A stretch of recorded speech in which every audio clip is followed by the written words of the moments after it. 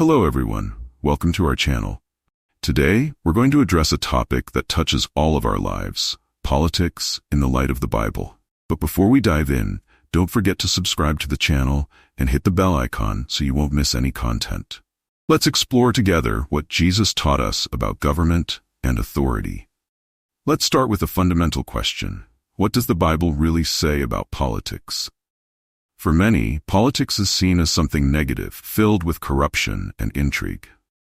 However, when we examine the scriptures, we find that politics and governance are deeply rooted themes in biblical tradition. Jesus often referred to the relationship between the people and the authorities in his teachings. In Matthew 22:21, he says, "Render therefore to Caesar the things that are Caesar's, and to God the things that are God's." This passage not only highlights the separation between what belongs to the government and what belongs to God, but also invites us to reflect on our responsibility as citizens. How can we be citizens of heaven and at the same time citizens of our country? The truth is that Jesus did not ignore politics. He lived in a context of oppression under Roman rule. But instead of inciting rebellions, he brought a message of love, justice, and transformation. The question that remains is, how can we apply these principles in our daily lives, especially during election times? A crucial point we should consider is justice. In Micah 6:8 we read, "He has shown you, O man, what is good. And what does the Lord require of you but to do justly, to love mercy, and to walk humbly with your God?" Justice should be a cornerstone of our political decisions. When voting, we should ask, does this candidate promote justice? Do they defend the oppressed? The Bible calls us to be voices for those who have no voice. Another powerful teaching of Jesus is found in Matthew 5:14, where he says, "You are the light of the world."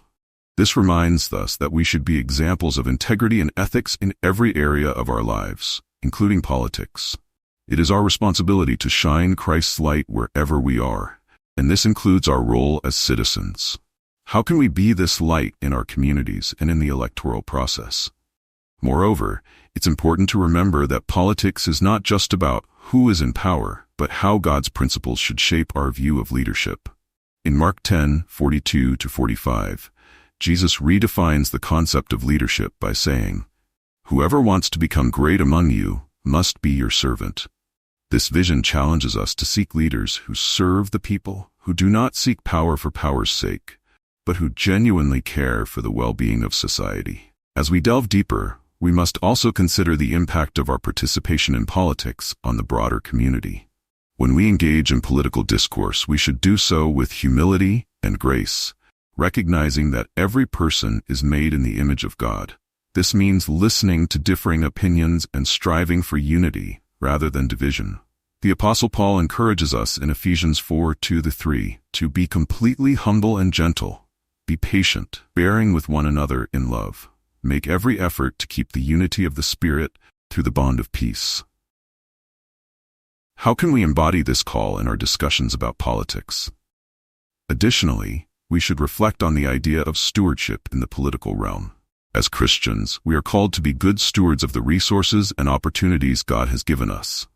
This includes not only our personal lives, but also how we engage with societal structures. Voting, advocating for just policies, and holding our leaders accountable are all part of exercising our stewardship in a way that honors God. As we think about our responsibilities, we can ask ourselves, how are we using our voice and our vote to promote God's justice and mercy in the world?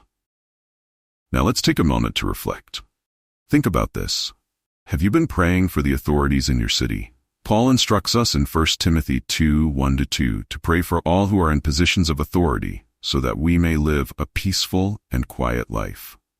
This is a crucial aspect that we often overlook. Prayer is a powerful tool that God has given us, and we must use it to seek wisdom for those who govern us. We are reaching the end, and I want you to think about how these truths can impact your political choices. How can you become more actively involved in the politics of your community? Jesus called us to be agents of change, and this can start with small actions. How about getting involved in a community group or even volunteering? And before we wrap up, I want to remind you again to subscribe to the channel and share this video with friends and family. Let's spread this message of hope and transformation together. In summary, Jesus taught us that politics should be guided by principles of love, justice, and service. As we prepare for the upcoming elections, remember that our faith should be our guide in every decision we make. May we be a light in the darkness and promote the values of God's kingdom in all spheres of life, including politics. Thank you so much for watching, and see you next time.